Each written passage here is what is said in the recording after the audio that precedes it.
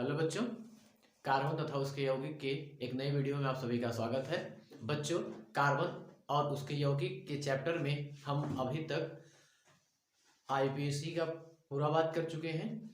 उसके बाद कार्बनिक यौगिकों के गुणधर्म की बात कर चुके हैं। अब बच्चों बात कर लेते हैं कुछ महत्वपूर्ण कार्बनिक यौगिक जो आपका डे टू डे लाइफ में सबसे ज्यादा इस्तेमाल किया जाता है।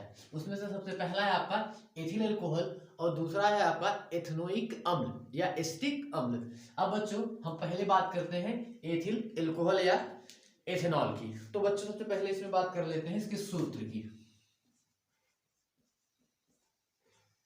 इसका सूत्र जो होता है आपका C2H5OH। अब संरचना सूत्र की बात कर लेते हैं। संरचना सूत्र जो होता है बच्चों इसका वो आपका होता है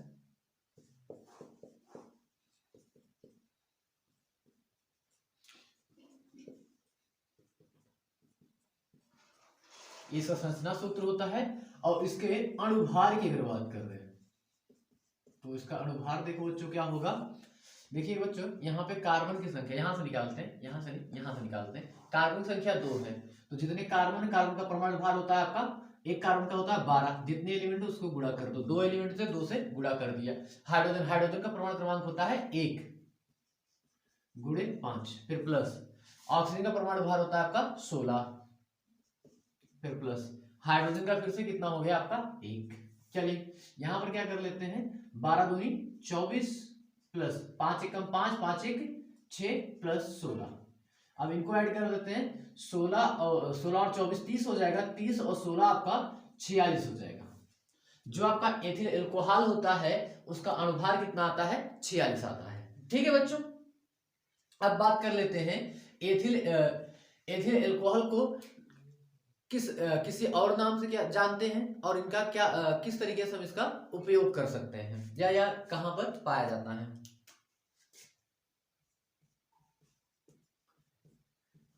एथिल अल्कोहल को एथेनॉल के नाम से भी जानते हैं।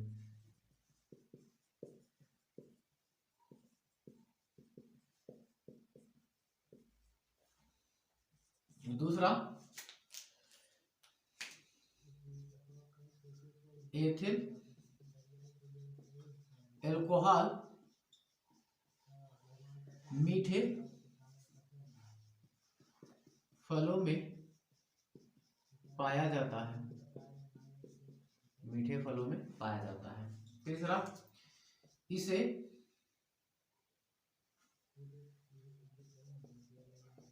इसे अन्न का अल्कोहल भी कहते हैं।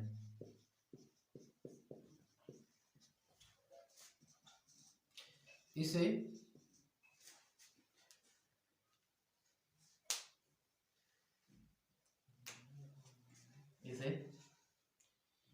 स्प्रिट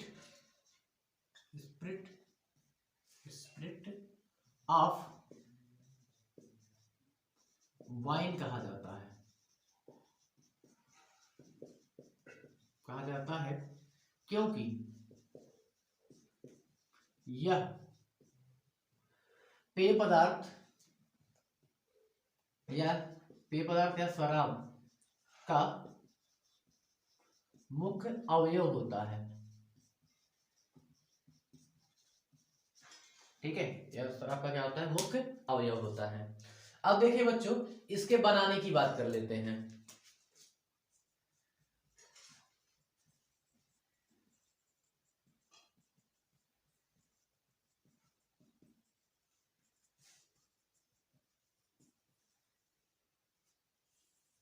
बच्चों इसको बनाने के लिए कुछ बहुत बड़ी विधि का इस्तेमाल नहीं किया जाता है। आप जानते होंगे कि अगर आपके आसपास में गन्ना पेरा जाता होगा तो जब गन्ना पेरा जाता है तो उसको पकाया जाता है, गन्ने के रस को। गन्ने का रस जब पकाया जाता है तो उसमें जब उसको पकाते हैं तो किनारों पर एक टाइप का एक अपद्रव इकट्ठा हो जाता है, जिसको अगर भोजपुरी की लैंग्वेज में कहे तो उसको महिया बोलते हैं, ठीक है, या उसको हम सीड़ा बोलते हैं, ठीक है। अब सीढ़ी को क्या करवा दो, किणवित करवा दो, महिया को क्या करवा दो, किणवित करवा दो, तब आपका क्या बन जाता है, आपका एल्कोहल बन जाता है। इसके अलावा बच्चों जैसे ग्लूकोज है, कोई भी ग्लूकोज, इसको घोलो, घोलने के बाद क्या बनाओ, सीरा, सीरा यानी कि सीरा जिसमें जलेबी आपका डुबो के बनाई जाती है, उसका क्या करवा दो, आप ऑक्सीकरण करवा दो, उसका करवा दीजिए, आप ऑक्सीकरण करवा दीजिए, वो आपका सीधे सीधे बदल जाता है आपका एथेनॉल में, ठीक है। तो देखिए बच्चों, शर्करा,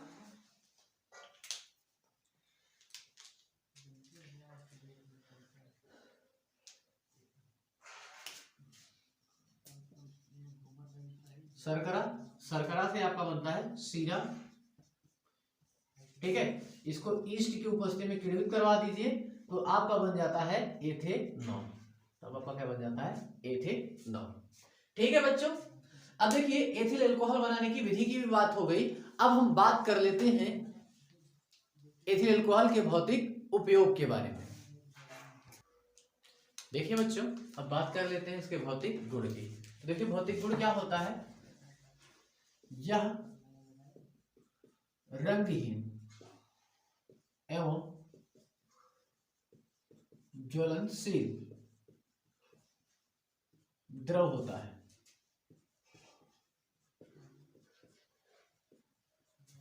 ठीक है। दूसरा क्या है,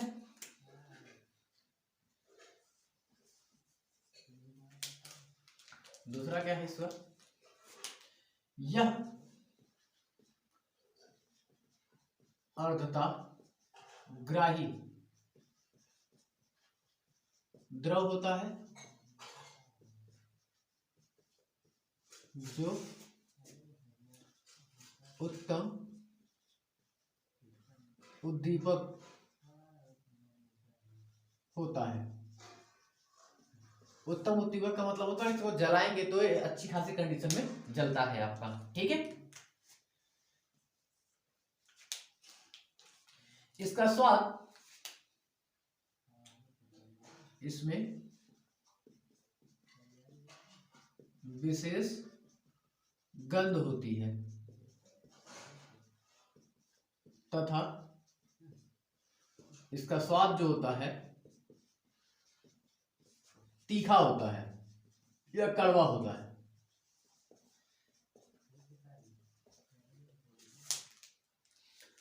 और इसके बाद इसकी अगर बात कर लें तो इसकी जो प्रकृति होती है ना तो अम्लीय होती है ना ही क्षारीय होती है।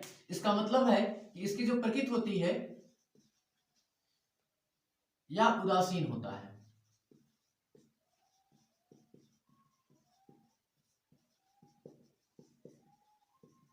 यह उदासीन होता है। फिर उसके बाद लास्ट है इसका क्वथनांक, इसका क्वथनांक 78.1 डिग्री सेल्सियस होता है तथा घनत्व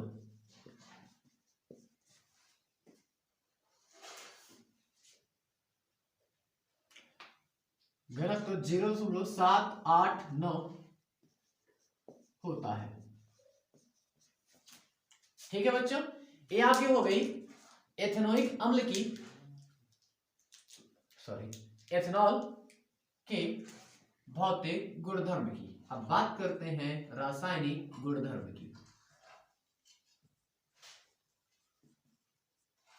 रासायनिक गुण में सबसे पहला है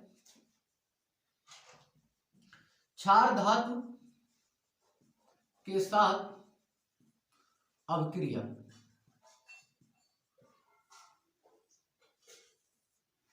ठीक है, सबसे पहला है क्षार धातु के साथ अभिक्रिया। अब देखिए बच्चों, एल्कोहल अगर क्षार धातु के साथ अभिक्रिया करेगा तो आपका क्या बनाता है,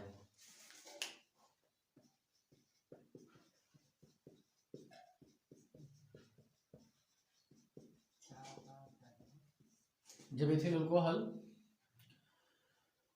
क्षार धातु जैसे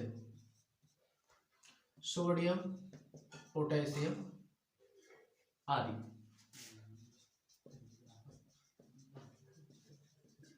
आदि से क्रिया करता है तो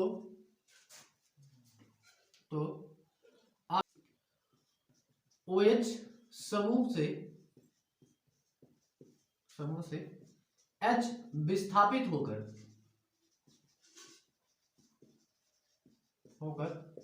हाइड्रोजन गैस के रूप में बाहर निकलता है।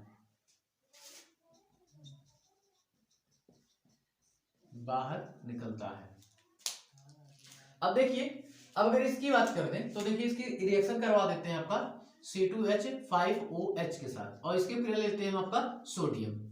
जब इसके क्रिया सोडियम के साथ करवाते हैं तो ये चीज आपका बन जाता है C2H5ONA, ये बन जाता है C2H5ONA, और यहां पर आपका हाइड्रोजन गैस क्या कर जाता है, मुक्त हो जाता है। अब इसको बैलेंस करने के लिए बच्चों हम यहां पर 2 से गुणा, यहां पर भी 2 से गुणा, और यहां पर भी क्या कर देंगे 2 से गुणा।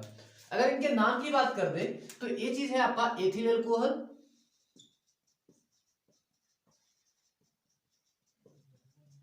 और इसको कहते हैं सोडियम। अगर इसके नाम की बात कर देगा तो इसको बोलते हैं एथिल एथॉक्साइड,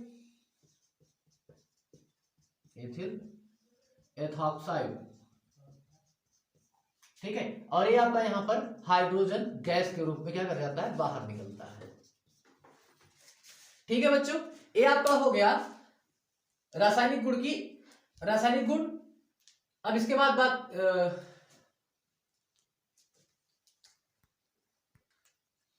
देखो बच्चों, शांत सल्फ्यूरिक अम्ल से क्रिया, ये है आपके एथेनॉल की दूसरी रासायनिक अपक्रिया या दूसरी रासायनिक गुण।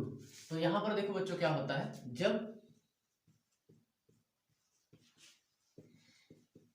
एथेनॉल की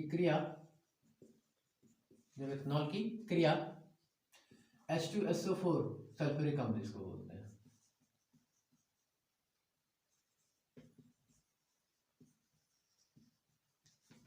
अम्ल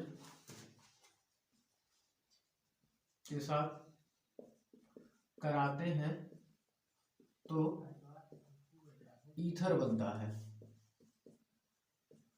तो आपका ईथर बनता है। अब देखिए इसके रिएक्शन की बात कर लेते हैं तो देखो आपको क्या होता है C2H5OH, इसके क्रिया करवा देते हैं CONC, इसका मतलब होता है कंसंट्रेट, जिसको हिंदी में बोलते हैं शांत। अब यहाँ पे है आपका H2SO4, जब इसके क्रिया करवाते हैं तो यहाँ पे बन जाता है C2H5HSO4, और यहाँ पर देखिए बच्चों आपका यहाँ साथ में बन जाता है H2O, यहाँ पे बन जाता है आपका H2O। अब यहां से आपका एथिल हाइड्रोजन सल्फेट को फिर से लेकर C2H5HSO4 को फिर से क्या कर दो, आपका H2SO4 के साथ क्या कर दो, हीट कर दो। जब इस चीज को फिर से आप यहाँ पे H2SO4 के साथ नहीं, C2H5OH के साथ जब फिर से हीट करते हैं तो ये चीज आपका क्या कर जाता है, आपका बना लेता है C2H5O और C2H5, और यहां पे बन जाता है H2SO4। अब देखो बच्चों, अगर इसकी बात कर देगा तो ये आपका क्या है, एथेनॉल क्रिया के साथ करवा दिए हम सल्फ्यूरिक अम्ल के साथ। जब इसके एथेनॉल की क्रिया सल्फ्यूरिक अम्ल के साथ करवाएंगे तो यहां पर बनाएगा आपका एथिल बाइसल्फेट लिख सकते हो, या आपका हाइड्रोजन सल्फेट भी लिख सकते हो इसको, और साथ में क्या बनेगा, जल। अब जब एथिल फिर से एथिल बाइसल्फेट को फिर से किसके साथ करते हैं, एथेनॉल के साथ गर्म करते हैं। जब फिर से एथेनॉल के साथ गर्म करते हैं तो यहां पर बन जाता है आपका ईथर, और साथ में बन जाता है आपका सल्फ्यूरिक,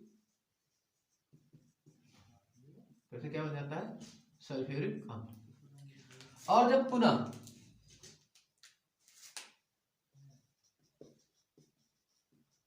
पुनः ईथर को गर्म करते हैं, को 160 डिग्री सेल्सियस से 170 डिग्री सेल्सियस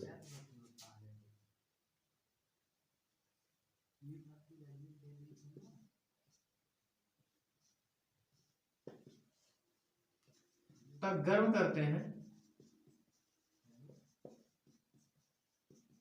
गर्म करते हैं तो एल्कोहल और इसके एल्कोहल और साथ में आपका एथीन बनता है। चलिए इसके रिएक्शन देखते हैं बच्चों। आपका ईथर यानी कि ये ले लो C2H5O C2H5 और यहाँ पे इसको गर्म करते हैं 160 डिग्री सेल्सियस से 170 डिग्री सेल्सियस के बीच में। जब यहाँ पे गर्म करते हैं तो यहाँ पर ये चीज बन जाता है आपका एल्कोहल यानी कि C2H5OH, यहाँ पे बन जाएगा C2H5OH और यहाँ पे बन जाता है C2H4। अब देखिए बच्चों ये यहाँ पे आपका ईथर है, यहाँ पर आपका ये क्या है एल्कोहल है और यहाँ पर आपका क्या है एथीन है। ठीक है बच्चों, ये हो गया एथिल एल्कोहल के दूसरे रासायनिक गुण के बारे में बात। अब बच्चों बात करते हैं इसके उपयोग के बारे में कि आपका एथिल एल्कोहल का उपयोग हम कहां कहां पर कर सकते हैं। इसके उपयोग के बारे में बात करते हैं बच्चों एथिल एल्कोहल के। तो देखिए पहला उपयोग क्या होता है इसका,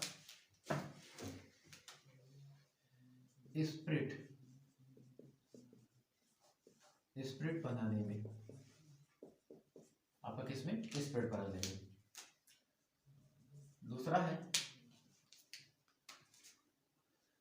दूसरा है पेंट, गोंद, सल्फर आदि के विलायक के रूप में,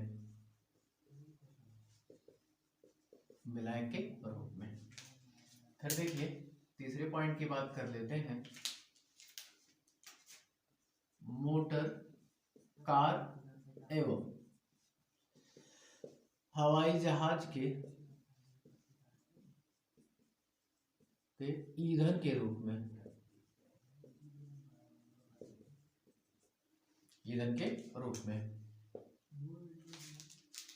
अब देखिए इसके बाद बात करते हैं बच्चों अगला एल्कोहलिक पेय पदार्थ बनाने में। एल्कोहलिक पेय पदार्थ बनाने में, पदार्थ तथा मदिरा जिसको हम शराब के भी नाम से जानते हैं, शराब बनाने में।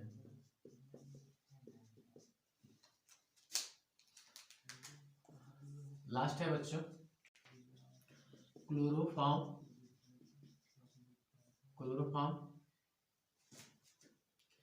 एसीटोन, ईथर, एसिटिक अम्ल, क्लोरेट आदि बनाने में।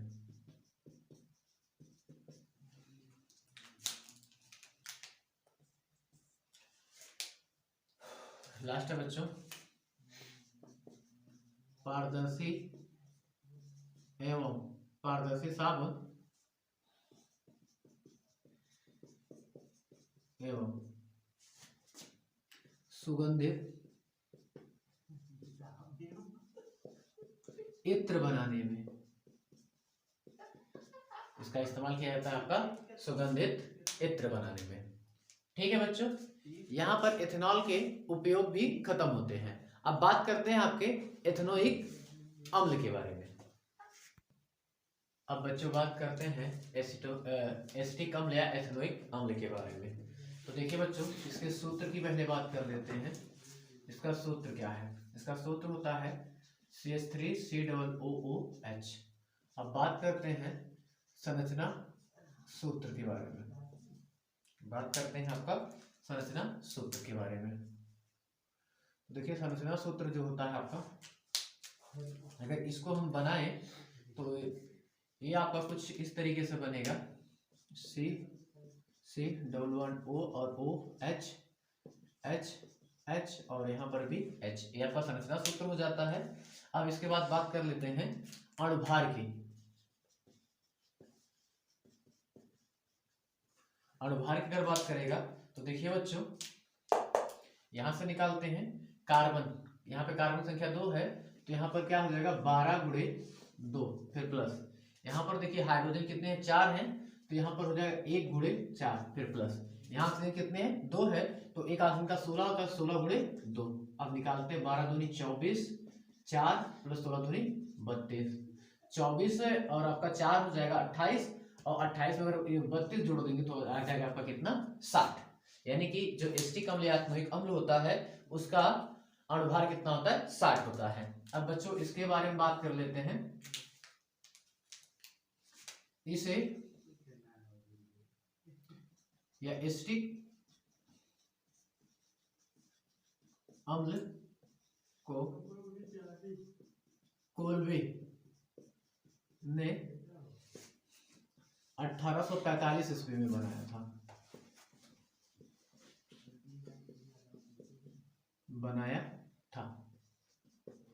परंतु जो इसकी खोज थी वो स्टाहाल नाम के वैज्ञानिक ने 1700 में कर दिया था। स्टाहाल, ठीक है, स्टाहाल नाम के वैज्ञानिक ने इसका खोज 1700 में कर दिया था, बट जब 1700 में इसकी खोज हो चुकी थी तब उसमें इसका सूत्र नहीं पता था और इन्होंने इसकी खोज H2SO4 से की थी। H2SO4 से आपका क्या बनाया था CH3COOH बनाया था, ठीक है। अब देखो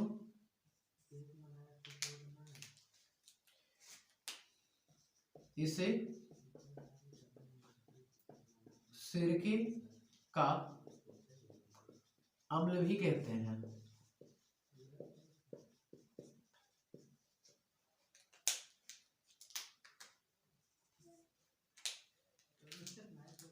इसका स्वाद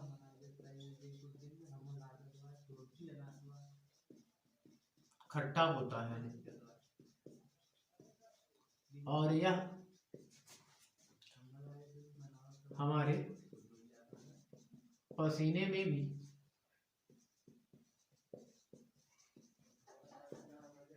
पाया जाता है, पसीने में भी क्या किया जाता है उसका पाया जाता है, ठीक है बच्चों।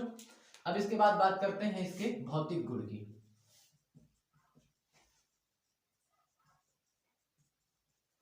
इसकी बात करते हैं भौतिक गुण की। सबसे पहला है इसमें यह अम्लीय प्रकृति का होता है, यह अम्लीय प्रकृति का होता है।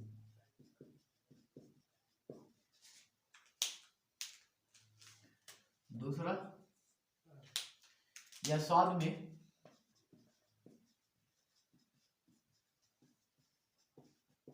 खट्टा होता है, यह स्वाद में क्या होता है आपका खट्टा होता है। तीसरे पॉइंट, यह जल में विलेय होता है, विलेय होता है तथा जल से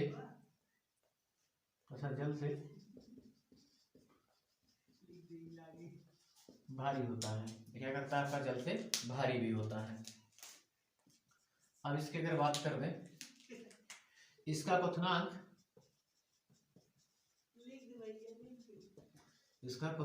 117 डिग्री सेल्सियस होता है क्वथनांक, तथा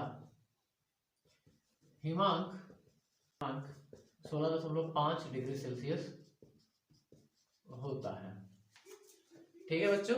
ये बात हो गई इसके भौतिक गुण की। अब बात कर लेते हैं रासायनिक गुणधर्म के बारे में। चलिए बच्चों, सबसे पहले बात करते हैं इसके अम्लीय प्रकृति की।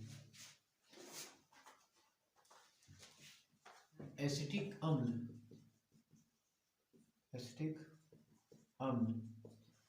की प्रकृति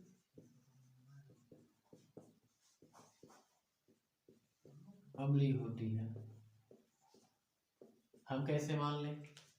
तो बच्चों इसमें कैसे मानते हैं, क्योंकि जो भी अम्ल होता है अगर उसका हम जेली विलयन बनाते हैं तो वो आपका हमेशा क्या करता है, H+ आयन में क्या कर जाता है, वियोजित हो जाता है। ये होता है किसी भी कंपाउंड का अम्लीय प्रकृति चेक करने का उपाय। दूसरा है आपका एस्टरीकरण।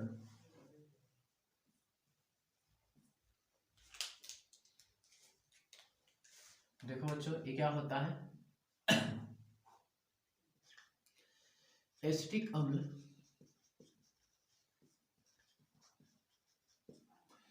सल्फ्यूरिक एसिटिक अम्ल सल्फ्यूरिक अम्ल की उपस्थिति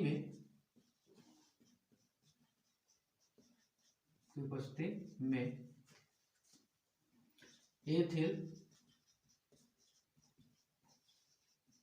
एल्कोहल से क्रिया करके एस्टर बनाता है जिसे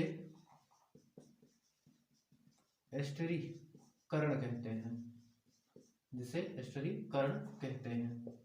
या आप नॉर्मली इसका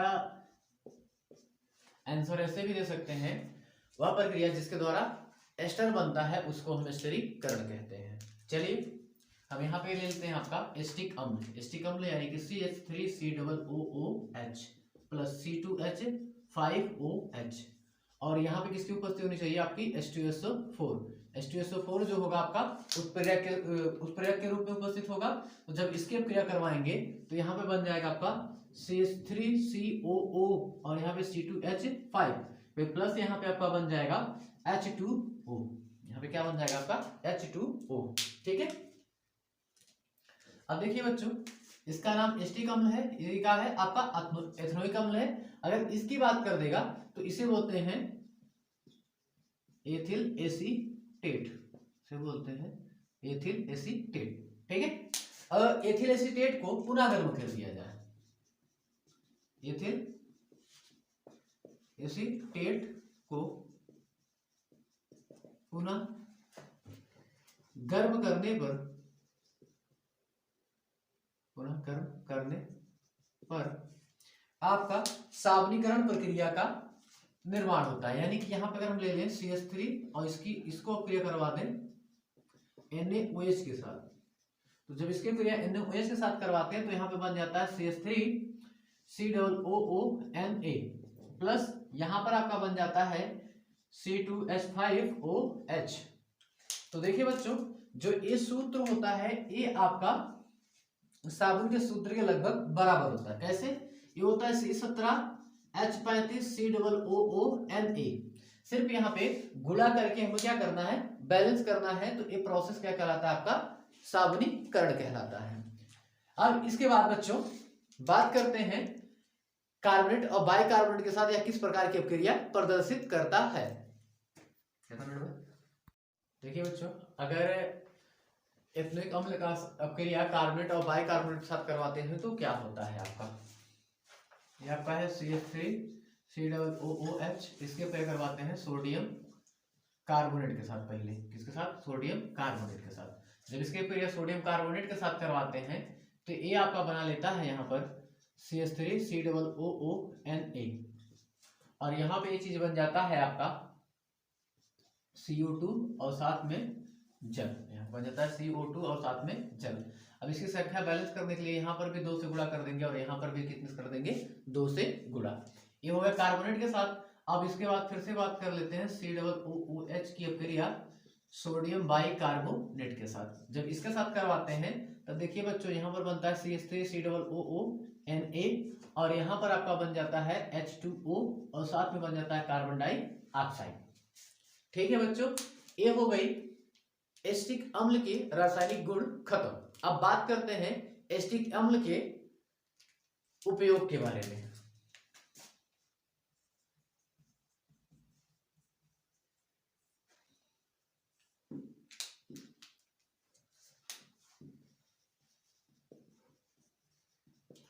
प्रयोगशाला में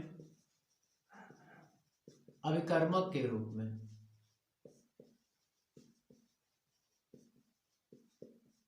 प्रयोगशाला में अभिकर्मक के रूप में। दूसरा है रंग, कागज और रेशम के उद्योग में। उसके बाद है रंग, कागज और रेशम के उद्योग में। तीसरा है सिरका बनाने में।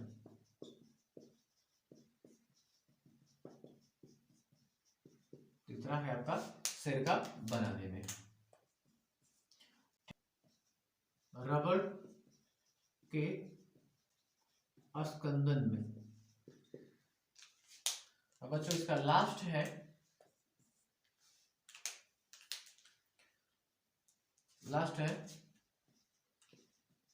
इसके लवड़ों का उपयोग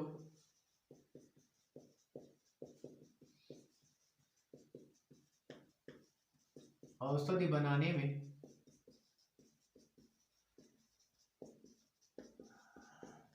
किया जाता है। इसके लवणों का उपयोग औषधि बनाने में किया जाता है। अगर मेरे द्वारा दी गई जानकारी आपको इन्फॉर्मेटिव लगे तो मेरे चैनल को लाइक, अपने दोस्तों के साथ शेयर और सब्सक्राइब जरूर करें।